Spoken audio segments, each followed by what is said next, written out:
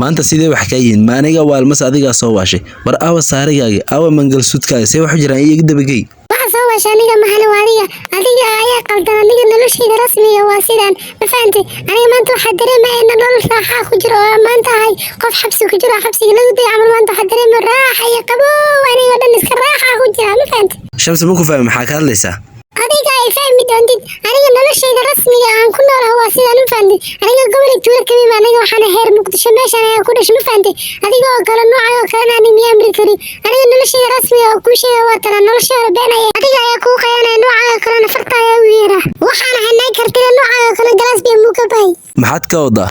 waxa ka wadaa adiga waa ku qayanay magacayga Shamsa ma ana waa shubo waxaan ahay gabdhaha baarka ka neysanaaya oo neykaas ka fiirin baatay been ayaa ii sheegaysa waxa ma suurtagal ah maahan waa isirows adiga been maxaa ka sabana warbeesha lahayd maanta waxay taagan nolosha rasmiga aniga noloshayda waa sidaan aniga hubigayga wax waxa aan guursaday lacag leh maanta waa guursaday waxaan ka nahaa ma jiraan maxaad ii qaanto waxaan oo dhan igu samaysay lacag darteed maxaa kale lacag la soconaysa waqti